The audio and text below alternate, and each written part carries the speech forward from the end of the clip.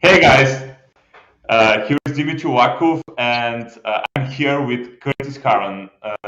This guy is one of my co-authors in the great book Visionary Male Leaders. And with him today, we're going to talk about leadership because he's all around leadership. I'm really looking forward to hear his insights in this area.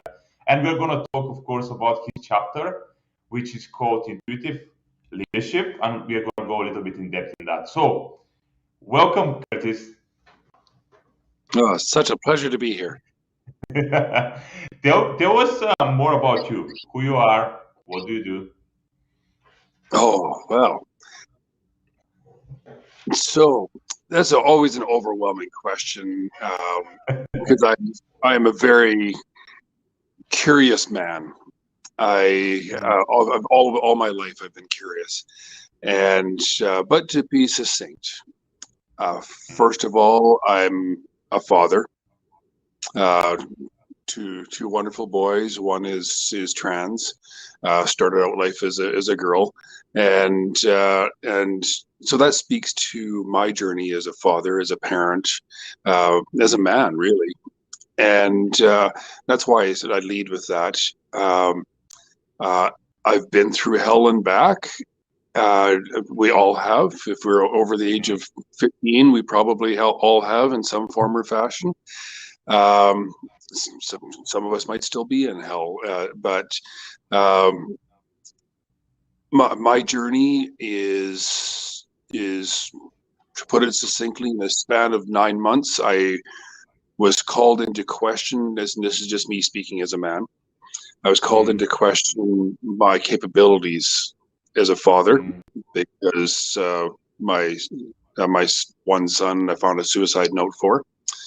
Which then led to a journey of mental health and healing and understanding, acceptance. I operated my business out of my house and out of support for my son through that journey.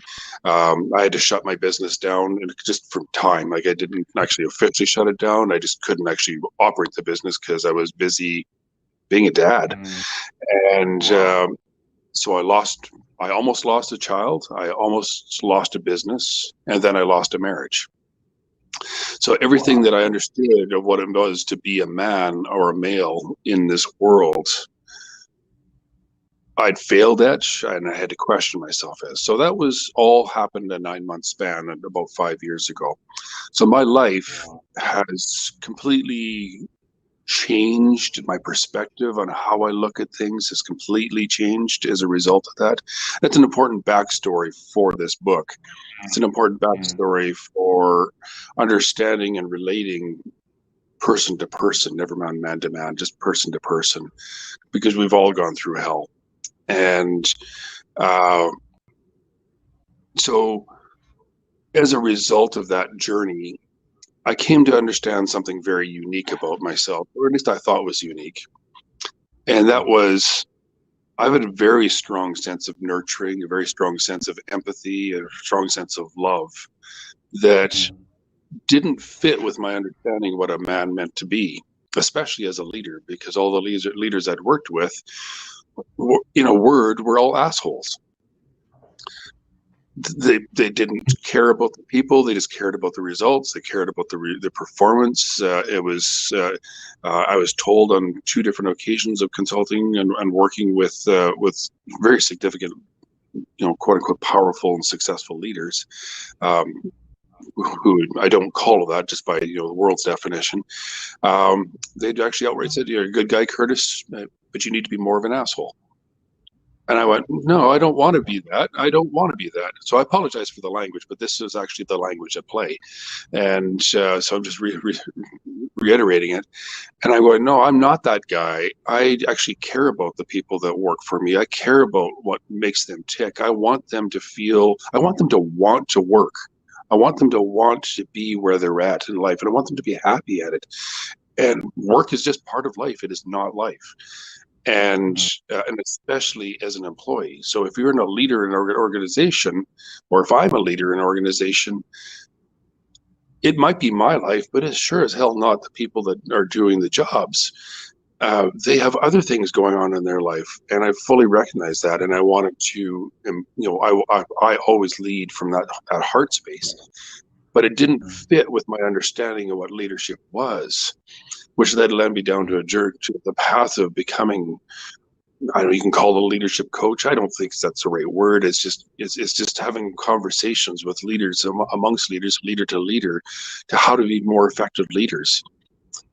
Because to be a leader implies that you have quote unquote followers, but really it's not even followers. It's really, you have a group of other leaders that are learning how to lead themselves.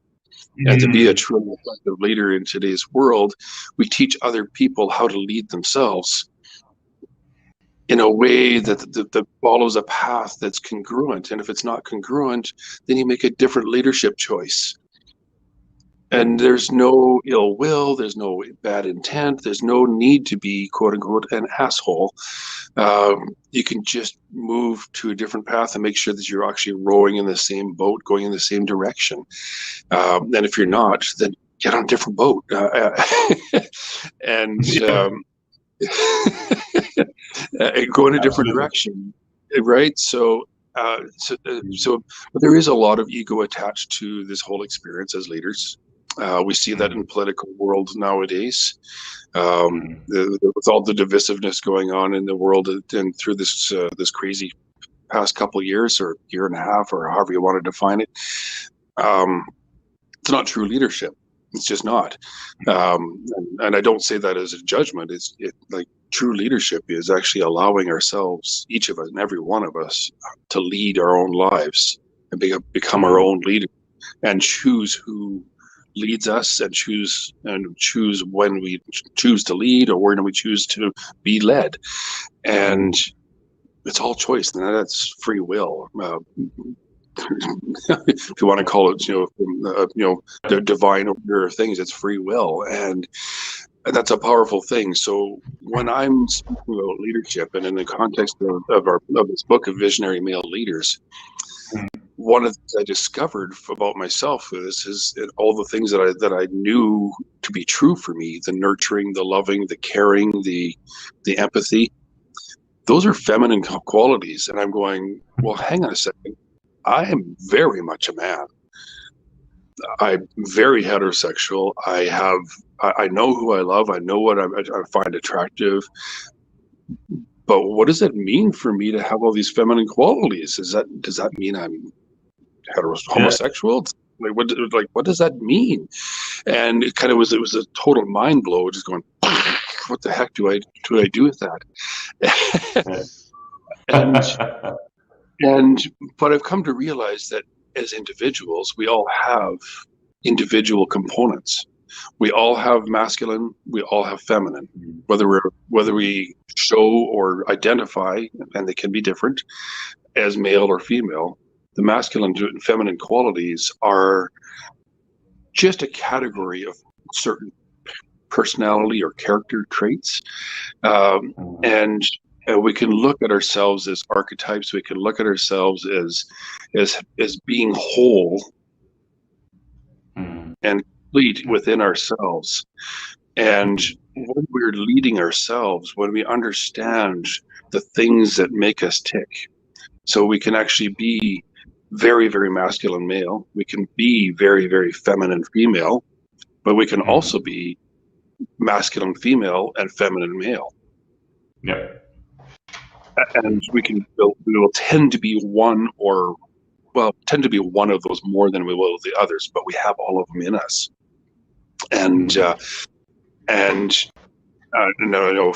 we are generally speaking presenting more male, again, it's not speaking as LGBTQ or any other thing, it's just simply presenting as male biologically. We can be very feminine or we can be very masculine, but it again does not make us a certain way in any certain way. It just makes us who we are. And when we understand how we present and who we are ourselves, we know how we can interact with the world better. Absolutely, Curtis. Yeah. I just wanted to ask you. I think you already answered it in a way, the question, but What was the main reason to become part to really decide to be part of the book? Oh, there's more than one reason. I think part of it is I've got a story to tell, and it was wanting to come out. It's a bigger story than just the one chapter in this book, but I got to. We learn to walk by first standing, and then by stepping, and then by walking, and then by running. So writing a simple chapter that's an easy first step. I feel called to, because I felt alone as a man for a very long time. I remember shortly after facing divorce, standing in a mirror in the hallway of my house and realizing that when I looked at my reflection in the mirror, I was alone. Now, of course, I was alone because I was in the house by myself, so there's no other reflections there. But that was the metaphor, the allegory was I was actually alone. I didn't feel like there was anybody around me that understood me, that understood what I was going through, who I was. I didn't even understand how I fit in. And so that was a very poignant in part of my life, just looking in that mirror and making a conscious decision from that point on. I was never going to be alone again, even when I was alone. So I needed to actually understand myself and go deep, like really deep, and not be afraid of what might have been down there, what kind of darkness, whatever, right? So this being part of this book is just part of that journey of sharing with others, of being part of a collective, and knowing that I am not alone, and letting others know that they're not alone either. We're all part of a bigger journey. So that's the more esoteric part of for being in. From a practical standpoint, my chapter is the beginnings, or is the synopsis of a book that I am actually writing. So the chapter is, for a very pragmatic standpoint, is like, I need to write this book. It needs to come out. But a book is a daunting task. A chapter, I'll write a chapter. So we'll start there.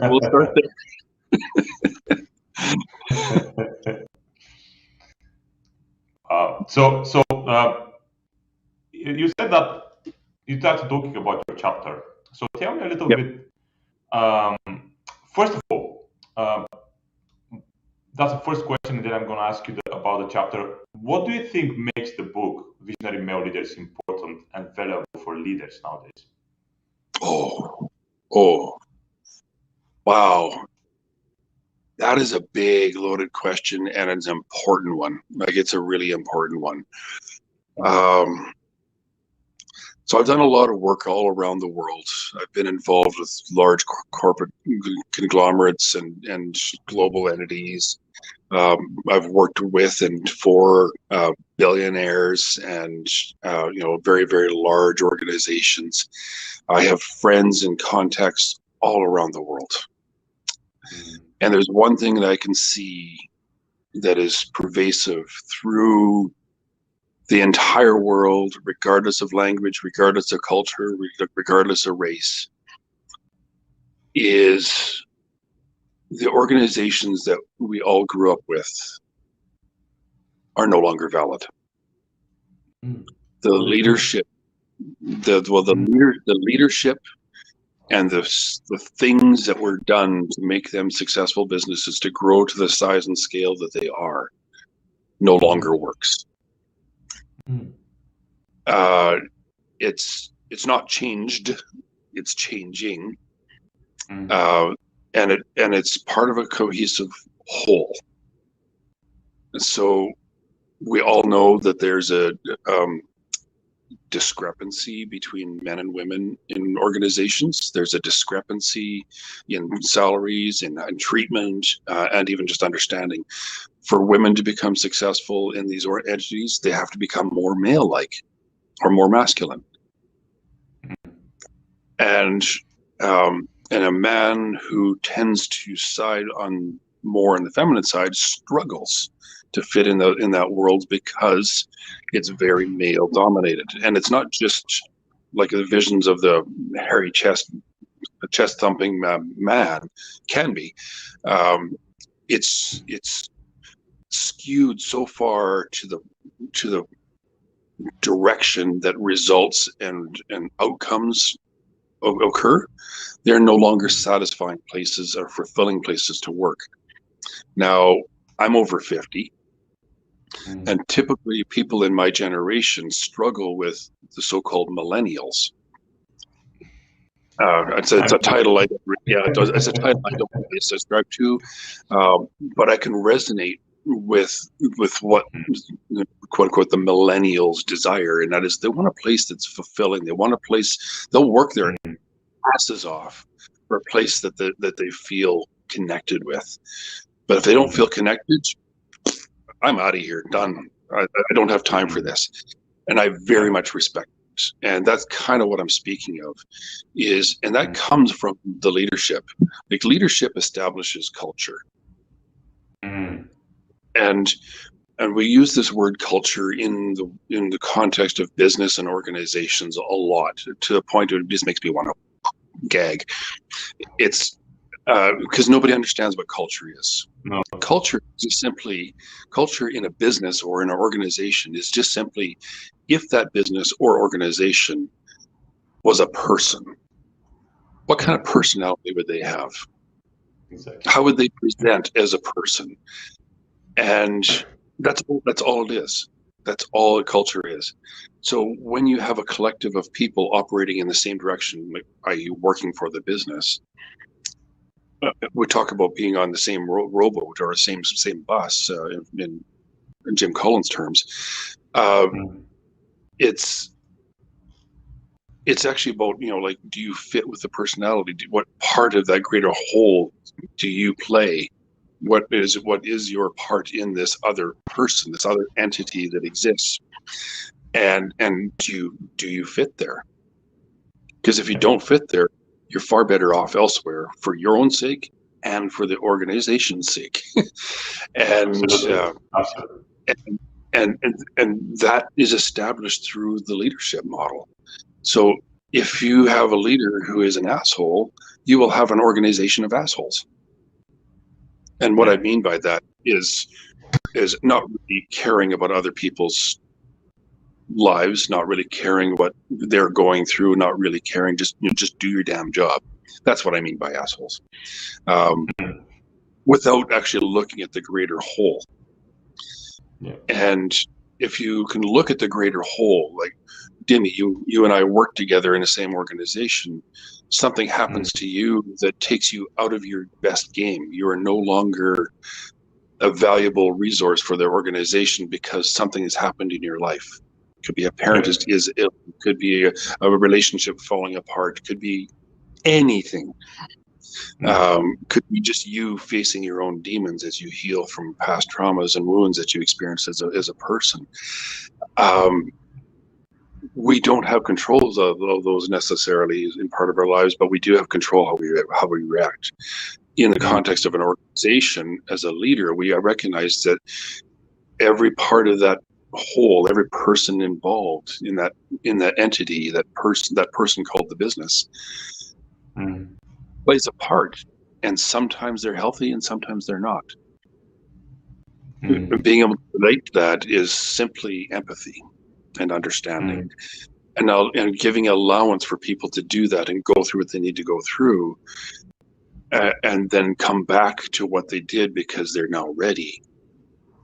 That is a powerful leadership trait, to have that patience. And what is the outcome? It might cause a negative here and now, this day, this week, this month, this quarter.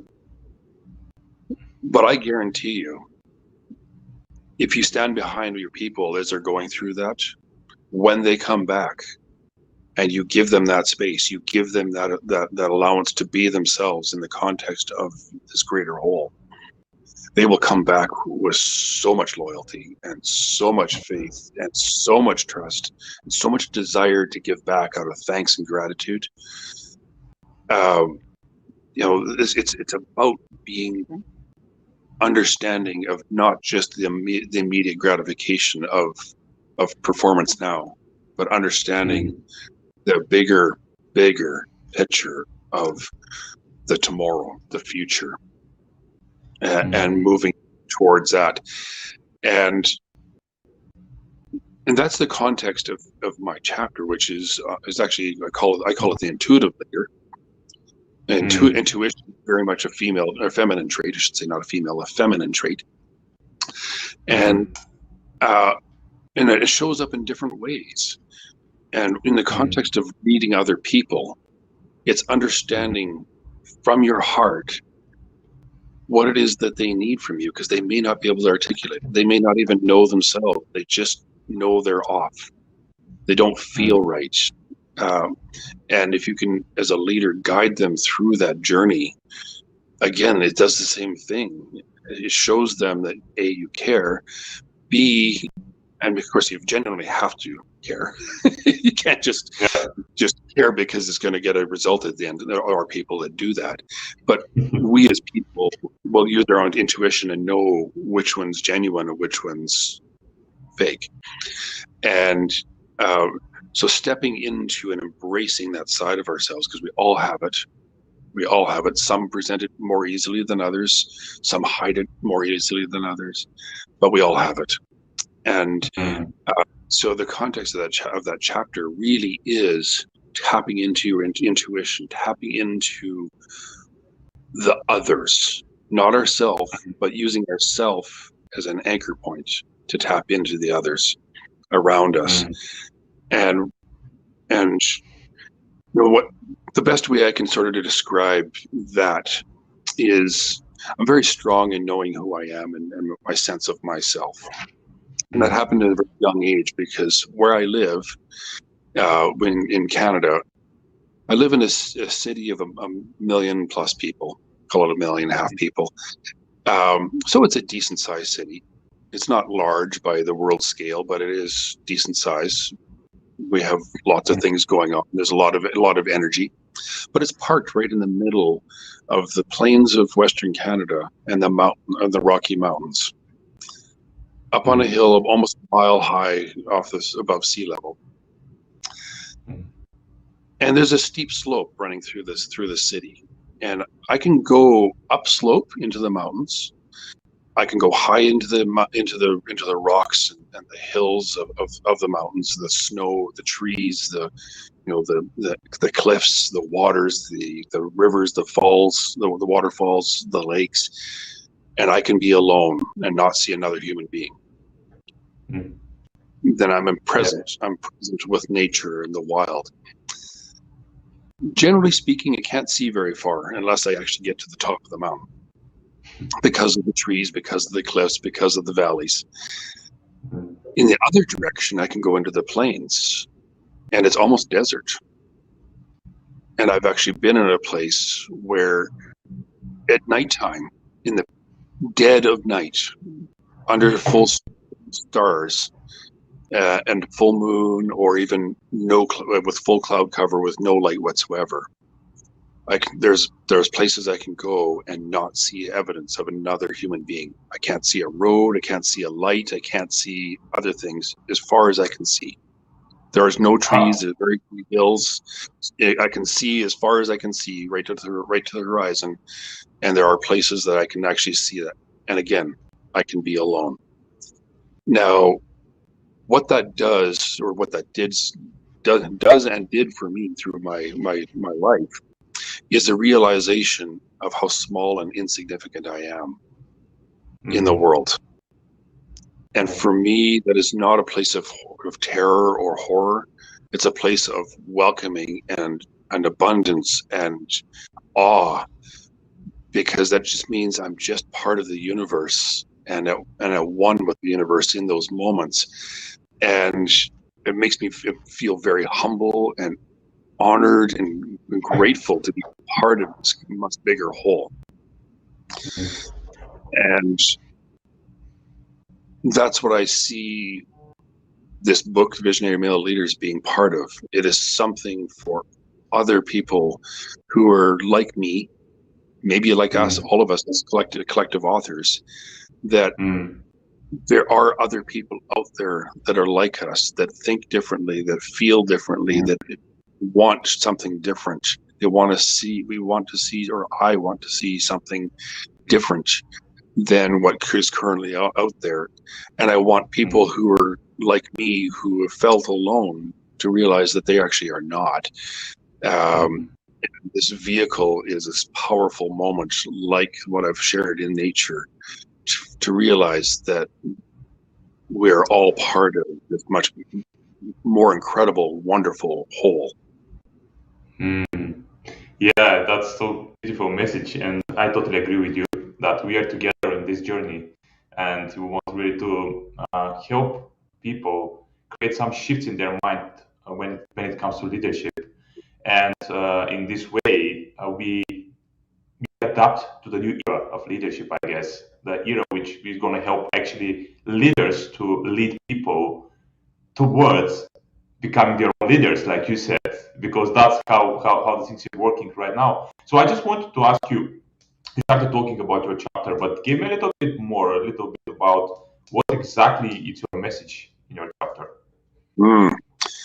So exactly my message is, in the context of the word intuition, and intuition being a feminine characteristic. And I use that because growing up, I understood the term feminine intuition or female intuition to mean something, that they just knew what to say, knew what to do, knew how to communicate. And what I took from that growing up was men don't have that.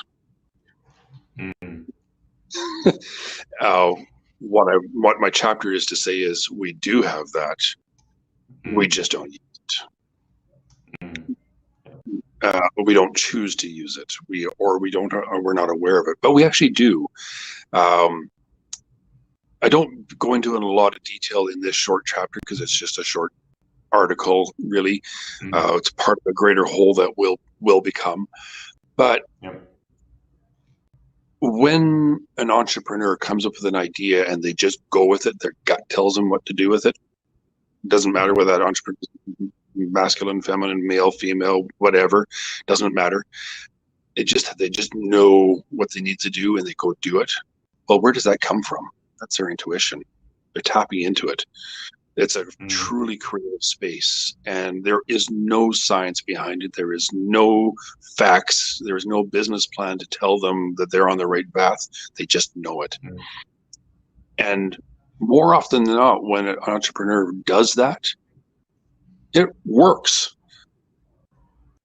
And and many times it works despite the business case being, it shouldn't work. There are so many cases around the world that examples of that. Facebook was one of them. I bring that up because it just went down. We had, I don't know, I survived for the Facebook outage. I'm assuming you did. But the roots, the origins of that, people laughed at Zuckerberg. He left a very prestigious school to launch this thing, and he was laughed at. But he knew there was something to it, and that is intuition at a very grand scale, and it worked out. Now, is it still working out? That's, everybody can make their own decisions around that. But what launched it was pure intuition, and then a steadfast belief in that intuition. It's sticking to it, and that is a very strong and powerful form of leadership. And so another more subtle version that my chapter tries to bring out is when you're leading a group of people. I'm making the assumption that people reading this book are in fact leaders of organizations that lead other people through their organization and the direction that the organization is going, whatever it does and delivers.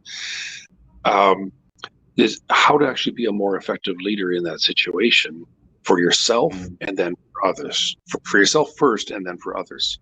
So the self is recognizing your own strengths as well as recognizing your own weaknesses and where they lie and embracing them, but recognizing that your style is not everybody else's style around you, and Mm. embracing theirs.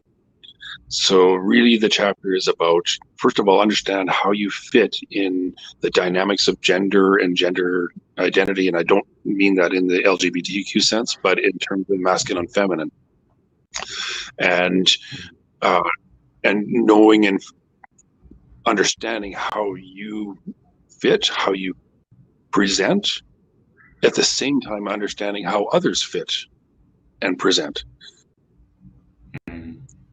and So, accepting fully of what they are. So if you take the the most feminine of females and the most masculine of males, they are in a sense a perfect balance, a perfect yin and yang in a sense. mm. Yeah. But there's also a lot of conflict between them, and particularly in a work environment, because the style of working are so different. The style of communication is so different. There's a lot of inherent conflict, but that can be Mm. overcome when you understand how, first of all, we ourselves fit into the greater context, how we present at the table, whether it's the boardroom or just the desk, uh, while also understanding and accepting that the person on the other side of the table, or the people on the other side of the table all around you, are also individuals showing up as they are, how they are, and Yeah. seeking to understand what it is, and then we can adjust our communication style. First of all, that's really at the end of the day, that's all this chapter is about, is more effective communication between people, Okay. but understanding how we are and accepting who we are, each of us. Lovely, man. So thank you for giving us so much, so many golden nuggets today on leadership and life lessons. Just before we go, I have. It's not a question even. It's just intention. Um, just what do you want to leave the audience with? A message when it Mm. comes to, yeah, just what is coming up for you. I don't want to leave each and every one of you, and thank you for listening, and for those that have listened in.